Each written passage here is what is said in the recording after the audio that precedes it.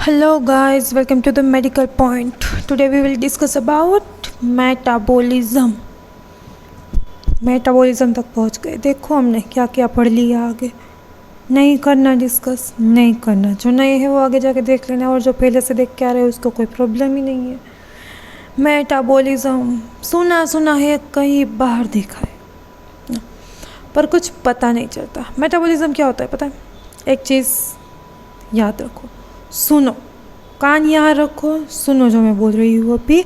Metabolism मतलब हमारी body को प्रोसेस करने के लिए, वर्क करने के लिए, अपनी बात करेंगे, बाद में बैक्टीरिया पे जाएंगे, ठीक है। हमारी बॉडी को वर्क करने के लिए या कोई प्रोसेस करने के लिए एनर्जी चाहिए होती है ना। मॉलिक्यूल्स बनते हैं, एनर्जी चाहिए होती है। और जब हम खाना खाते हैं, खाना खाएंगे, उसमें से न्यूट्रिएंट्स मिलेंगे, प्रोटीन्स, कार्बोहाइड्रेट्स एक्सेट्रा, वो सब मिलेंगे। उन सब को हमें वैसे का वैसा ही नहीं, दाल खाएंगे तो दाल ही हमारी बॉडी यूज़ करेगी, नहीं। उसमें से जो कार्बोहाइड्रेट्स हो गए, प्रोटीन्स हो गए, उसको वो अपटेक करेगी और फिर यूज़ करेंगी ना। तो उसमें से प्रोटीन्स बनाने तक की प्रोसेस ना, और वो प्रोटीन को भी यूज़ करने की प्रोसेस, ये सारी मेटाबॉलिज्म में आती है, ठीक है। मतलब हमारी बॉडी इसी के ऊपर निर्भर है। प्योर हिंदी में बोले तो डिपेंडेंट है किसके ऊपर? मेटाबॉलिज्म के ऊपर। ये है तो हम है, ये नहीं तो कुछ नहीं, वैसा वाला है ना। सो मेटाबॉलिज्म जी, आप है तो हम है। और ये भी बोलते ना भाई, कोई फैटी है, कोई पतला है, इसकी मेटाबॉलिज्म प्रोसेस कुछ ठीक ठाक नहीं हो रही होगी, वैसा वाला है ना। कोई नहीं, चलो भाई, ये होती है मेटाबॉलिज्म। अब हम एक ही थोड़ी ना करते हैं मेटाबॉलिज्म भाई, ऑर्गेनिजम्स भी करते हैं। पढ़ क्या रहे हैं? बैक्टीरियोलॉजी पढ़ रहे हैं अभी। बैक्टीरियाज भी करते हैं, क्या करते हैं? मेटाबॉलिज्म। उनको भी जिंदा रहना होता है भाई, है ना। उनके पास सेफ्टी है, उसको पास सेफ्टी है भाई। कैप्सूल दे दिया, जिंदा रहने के लिए स्पोर्स दे दिए, खाने के लिए खाना दे दिया, तो उस खाने को यूज़ करने के लिए मेटाबॉलिज्म प्रोसेस भी देंगे हम उसको, ठीक है। चलो क्या देखते हैं? Bacteria take a small molecule such as a glucose, amino acid, oligosaccharide and small peptides across the cell wall. चल, ये तो पता चल गया हमको, glucose, amino acid, oligosaccharide and small peptides, ये सारा क्या है? उसका खाना है जो उसको चाहिए होता है। डिस्कस नहीं करते इसके बारे में। माइक्रोबायोलॉजी पढ़ते, केमिस्ट्री मत ही घुसाओ तो अच्छा है। याद रखो, ज़रूरी है हमारे लिए और उनके लिए, दोनों के लिए। बाकी तो बायोकेमिस्ट्री में तो हमको सर दुखाना ही है इसमें। कोई नहीं, अभी के लिए नाम से ही काम चला लेते हैं, वैसा वाला, okay. Across the cell wall, हाँ देखा था, cell wall, cell wall, cell wall, cell wall के बाहर जाएंगे, cell wall, across the cell wall. ये भी देखें, uptake and transport of nutrients into a cytoplasm is achieved by the cell membrane. अभी सेल मेम्ब्रेन क्या था? सिक्योरिटी था भाई, इसको पता है किसको आने देना है, किसको नहीं आने देना है ना। न्यूट्रिएंट्स कितनी मात्रा में आएंगे, क्वांटिटी कितनी है उसकी, है ना। जाने देना है तो भी कितना जाने देना है, चाहिए तो भी कितना चाहिए, ये सब सेल मेम्ब्रेन डिसाइड करता है, और ये उसका काम है, ये हमारा काम नहीं है ना। तो ये सेल मेम्ब्रेन करेगा ये काम पे। Uptake and transport of nutrients into a cytoplasm is achieved by cell membrane, क्योंकि वो सिक्योरिटी गार्ड है। Using variety of transport mechanism, ये भी पता है हमको भी। ट्रांसपोर्ट मैकेनिज्म में क्या है? Active transport, passive transport and active transport, passive transport and होता है क्या है? कमेंट पे बताना। माइक्रो, सुनो, इतना ही लिखा मैंने, इतना ही है, ज़्यादा हमें टफ नहीं का बनाना मेटाबॉलिज्म के बारे में। अब इतना तो पता चल गया होगा क्या भाई, हमने जो खाया है उसको ऐसे फॉर्म में लाना कि जिसको हमारी बॉडी में ज़रूरत है, और हमारी बॉडी में जिसको ज़रूरत है उसको हम क्या बोलेंगे? मेटाबॉलिज्म बोलेंगे। बैक्टीरिया भी करेंगे, स्मॉल अमाउंट ऑफ ग्लूकोज भी लेंगे, अमीनो एसिड्स वगैरह वगैरह लेंगे भाई। कहाँ से लेंगे? सेल वॉल के अंदर आने देंगे। अब साइटोप्लाज्म में आने के लिए उसको किसके पास से उसके गुजरना पड़ेगा? सेल मेम्ब्रेन, है ना। ये सब देख लिया हमने। मेटाबॉलिज्म ऐसे करते हैं, ऑर्गेनिजम्स ऐसे करते हैं, बट माइक्रोबियल मेटाबॉलिज्म होती है, उसके बेसिस पे भी हम टाइप्स होते हैं उसके, ना। हमको ग्रो करना है भाई, हमको पता तो चलना चाहिए ना भाई उसकी मेटाबॉलिज्म प्रोसेस क्या है। तो हम उसको वो दे कि भाई ले तू ठूस और ग्रो कर, हमको देखना है कि तू कैसा है, वैसा वाला। चलो देखें, microbial metabolism can be arrange according to following 3 principles. 3 principles है, अच्छे से समझेंगे हम, अच्छे से सुनेंगे हम। मैं बोलूँ उतना ही सुनना, उतना ही समझना। इतना समझ लो कि बाद में एक काम करना, गूगल देवता से पूछना भाई इसके ऊपर रेफरेंसेस कितनी है। बहुत सारे लोग लिखते हैं, और अगर आपके पास कोई बुक है तो उसमें जाके ढूंढना, मिलेगा आपको सब कुछ। बेस सीखना है यहाँ पे हमें सिर्फ, और फिर आपको उसके ऊपर काम भी करना है कि भाई इतना तो हमको पता चल गया, तो शॉर्ट नोट नहीं है, लेंथी क्वेश्चंस आ गए तो क्या करोगे। मेरी पीपीटी से काम नहीं बनेगा आपका। मेरी पीपीटी से आपको ये बताएंगे कि ये चीज़ ऐसी होती, ख़त्म। और ऊपर का काम क्या करेंगे, आपको करना है। और हाँ, कुछ मार्क्स तो ऐसे होती भाई इतना ही काफ़ी है हमारे लिए, बाकी का तो हम खुद लिख लेंगे, वो हमारे जैसे कुछ वैसे वाले। चलो देखते हैं 3 प्रिंसिपल्स क्या होता है। उसमें से पहला प्रिंसिपल देखा जाए, organism that obtain carbon for synthesizing cell mass। Carbon metabolism के लिए, मेटाबॉलिक प्रोसेस के लिए हमें क्या चाहिए होता है, कार्बन चाहिए होता है। अब ये कार्बन तो चाहिए हमें, पर ये ऑर्गेनिज्म ये कार्बन लेता कहाँ से है। चलो कोई बात नहीं, मेटाबॉलिज्म पढ़ रहे हैं हम, मेटाबॉलिक एक्टिविटी के लिए हमें या ऑर्गेनिज्म को कार्बन चाहिए, पर यह कार्बन लेगा कहाँ से, है ना। उसके बेसिस पे भी इसके टाइप्स पढ़ेंगे। देखो, आना चाहिए अच्छे से, इसको देखो, बहुत इम्पोर्टेंट चीज़ है। सुनो, इसमें भी देखो, जब कहूँ पढ़ो तो इसमें ध्यान, जब कहूँ सुनो तो इसमें ध्यान, ठीक है। सुनो, कार्बन बहुत इम्पोर्टेंट, यूनिवर्सली इम्पोर्टेंट कंपाउंड है। क्या है कार्बन, इसके बगैर शायद कुछ ना हो, ऐसा भी हम बोल सकते हैं। हमें भी चाहिए होता है मेटाबॉलिज्म के लिए, इनको भी चाहिए होता है। किस रूप में चाहिए होता है, कहाँ चाहिए होता है, ये सब माइक्रोबायोलॉजी में पढ़ के हमें इसे टफ नहीं करना। फिलहाल के लिए इतना समझ लो, बाकी बायोकेमिस्ट्री पढ़नी ही पढ़नी है हमें, मैं ही पढ़ाऊँगी आपको, है ना। चलो, कार्बन ज़रूरी है, ये पता है हमको। लेना कहाँ से है, लेना तो पड़ेगा ना कहीं से भी। तो बैक्टीरिया वो कार्बन लेगा कहाँ से, उसके बेसिस पे 3 प्रकार होते हैं, ऑटोट्रोफिक, हेटेरोट्रोफिक और मिक्सोट्रोफिक। बस इतना पता चलना, कार्बन लेना है, बैक्टीरिया को कार्बन चाहिए तो कार्बन लेगा कहाँ से, और वहाँ जहाँ से वो कार्बन ले पाएगा उसी के हिसाब से हम उसको एक अलग कैटेगरी में डालेंगे, है ना। 3 बॉक्सेस रखने हैं, एक बॉक्सेस को रखना, एक बॉक्स पे चिपकाना है ऑटोट्रोफिक, एक बॉक्स पे चिपकाना है हेटेरोट्रोफिक, और तीसरे में मिक्सोट्रोफिक। ओके, यहाँ तक का पता चला। अब ये होते क्या है, ऑटोट्रोफिक, हेटेरोट्रोफिक और मिक्सोट्रोफिक। कुछ नहीं होते। ऑटो मतलब क्या होता है पता है, खुद, हम ऑटोट्रोफिक ऑर्गेनिज्म है, ऑर्गेनिज्म ही है और कुछ नहीं होता। इंसान है, हाँ, थोड़ा एक वेल डिफाइंड ऑर्गेनिज्म है, पर ऑर्गेनिज्म है। हेटेरोट्रोफिक है, ऑटोट्रोफिक नहीं है।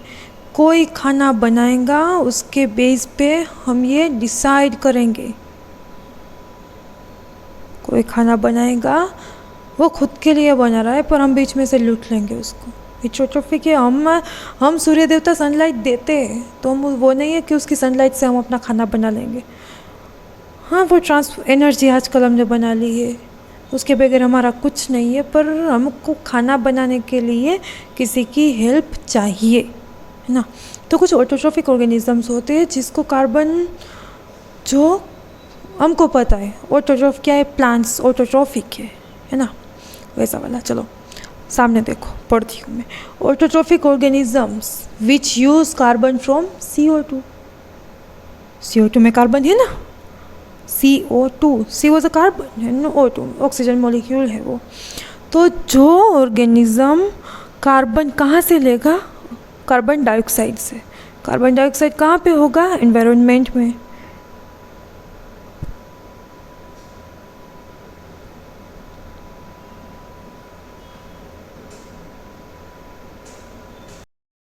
चलो, ऑटोट्रोफिक ऑर्गेनिज्म के बारे में पता समझ में आया। यस, क्या है ये, एनवायरनमेंट से कार्बन डाइऑक्साइड होता है उसको यूटिलाइज करके ये कार्बन ऑब्टेन करेगा। ऑटोट्रॉफिक ऑर्गेनिज्म है, इसकी जगह पे हम प्लांट्स भी, इसकी जगह पे नहीं बट प्लांट का एग्जांपल दे सकते हैं, वो करते हैं ऐसा। पता ही होगा भाई, बचपन से पढ़ते आ रहे हैं उसके बारे में। Heterotrophic organism which use carbon obtaining from organic compounds, हम ऑटोट्रॉफ्स में से लेते हैं, वैसा वाला ही हो गया ना भाई। ऑटोट्रॉफ्स क्या करेंगे, एनवायरनमेंट से लेंगे, और हेटेरोट्रॉफ्स क्या करेंगे, ऑटोट्रॉफ्स में से ले लेंगे। मतलब वैसा वाला कि ऑर्गेनिक कंपाउंड्स में से लेंगे। मतलब कोई भी चीज़ सड़ जाती है ना, वो सड़ जाती है, उस पर कौन सा ऑर्गेनिज्म वर्क करेंगे, हेटेरोट्रॉफ्स वर्क करेंगे, गंदे बैक्टीरियास। पर उसको भी जिंदा रहने के लिए किसी की ज़रूरत है। मोस्ट ऑफ जैसे होते हैं वैसे नहीं है, हम कुछ हेटेरोट्रॉफ्स तो हम पे भी आकर रुकते हैं, हम थोड़ी ना मर गए हैं। मतलब वे वाले हेटेरोट्रॉफ्स, ऑटोट्रॉफ्स मतलब ऑटोट्रॉफिक ऑर्गेनिजम्स मतलब वो वाले हो जाते हैं।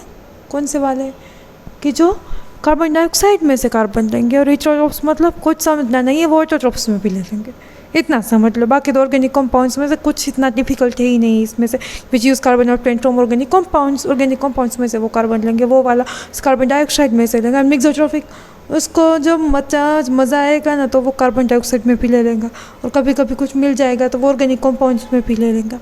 ये वैसा वाला है, मतलब बिंदास वाला होता है ना कुछ, कोई नहीं आप ऐसे है तो ऐसे रहिए, वैसे है तो वैसे रहिए। हर कंडीशन में टालने वाला ऑर्गेनिज्म है ये खुद को, विच use carbon obtain from both organic compound and bye fixing CO2। चलो 3 प्रिंसिपल्स देखने थे। एक देख लिया हमने क्या कि उसको कार्बन चाहिए पे मेटाबॉलिज्म के लिए, तो वो कार्बन कहाँ से लेगा, उसके बेस पे ऑटोट्रॉफिक, हेटेरोट्रॉफिक एंड मिक्सोट्रॉफिक। याद रखना ये वाला लेक्चर बहुत इंपॉर्टेंट है, ये लेक्चर देखेंगे उसके बाद इस पे ही डिपेंडिंग होगा दूसरे वाला। ये देख लिया, इसमें सब कुछ समझ में आ गया तो दूसरे वाले में कुछ नहीं है, आप मेरे को पढ़ाओगे। चलो क्या लिखा है, ओह माय गॉड इतना बड़ा क्या। Organism the obtained reducing equivalents which can be used either in energy conservation or in biosynthesis reaction।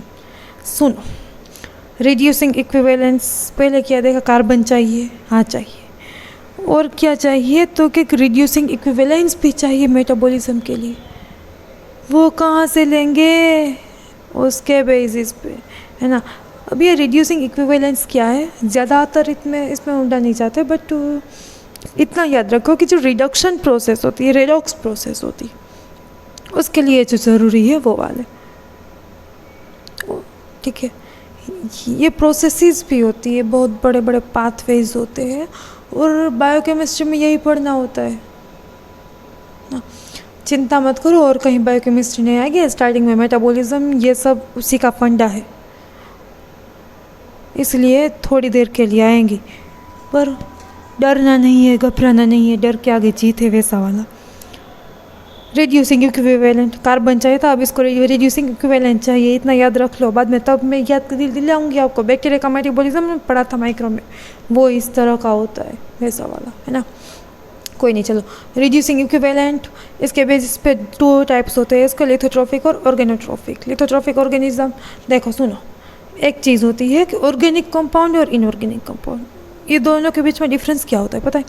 Organic compound जो होगा ना, उसके अंदर कार्बन होगा ही होगा, अगर उसमें कार्बन है तो ही वो ऑर्गेनिक है। और इनऑर्गेनिक तो कोई ऐसा बोलेगा कि फिर उसमें कार्बन नहीं होगा, नहीं हो सकता है, दूसरी भी कैरेक्टरिस्टिक होती है, बट ये उसकी मेन कैरेक्टरिस्टिक है और इसको हमें ध्यान में रखना है।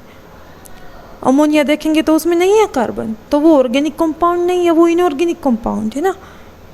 अमोनिया का क्या होता है, NH3, वो केमिकल कंपाउंड होता है, उसके ऊपर से पता चल जाता है भाई इसमें कार्बन नहीं है, इनऑर्गेनिक है, कार्बन है, हाँ तो ये ऑर्गेनिक है ना। मतलब इनऑर्गेनिक मतलब उसमें कार्बन होगा भी और नहीं भी होगा, और ऑर्गेनिक मतलब उसमें कार्बन होगा ही होगा।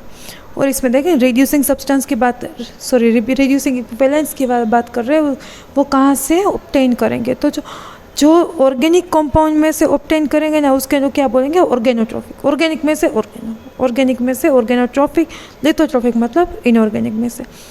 समझ में आया, ऑफ कोर्स आया। रिड्यूसिंग इक्विवेलेंस, उसको मेटाबॉलिज्म प्रोसेस के लिए चाहिए होंगे तो वो लिथोट्रोप्स में भी है, लिथोट्रोप्स है तो वो इनऑर्गेनिक में से लेंगे, ऑर्गेनो है तो फिर ऑर्गेनिक में ही लेंगे, इसमें कुछ दिक्कत थी नहीं। चलो ईजी है ना। तो फिर कुछ नहीं होता। एक तो कार्बन चाहिए था हमें, दूसरा क्या चाहिए, रिड्यूसिंग इक्विवेलेंट चाहिए, तीसरा क्या चाहिए हमें, organisms that obtain energy for living and growing matter। हाँ, देखते हैं चलो। एनर्जी, कार्बन भी ले लिया हमने, रिड्यूसिंग इक्विवेलेंस भी ले लिया, अब एनर्जी भी तो चाहिए होगी उसको। नो डाउट मेटाबॉलिज्म एनर्जी के लिए करते, फिर उसको करने के लिए भी एनर्जी चाहिए होती, वो बॉडी स्टोर करके रखती है, वो हम कहाँ से लेंगे। उसके बेस पे ये टाइप है क्या, कीमोट्रॉफिक ऑर्गेनिज्म तो फोटोट्रॉफिक ऑर्गेनिज्म। बहुत बार सुना है, पता है हमें ये, है ना। नहीं पता है तो हम किस लिए भाई बता देंगे। देखो कीमोट्रॉफिक मतलब कोई केमिकल कॉम्पाउंड है, उसमें से एनर्जी लेगा। और फोटोट्रॉफिक, फोटो आए ना, फोटो वहाँ होती है लाइट। ऑलवेज याद रखना, अमुक मेडिकल टर्म्स बताती हूँ मैं अभी आपको। फोटो कहीं पे भी आ जाए ना तो लाइट होता है उसका मतलब।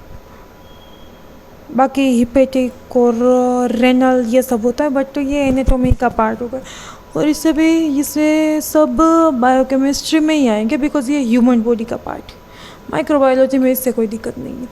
कोई अगर ऑर्गेनिज्म जाके उसको नोचेगा तो हम देख लेंगे भाई कि तू ऐसा काम करता है इसलिए वो तेरे पास आया, ऐसा वाला है ना।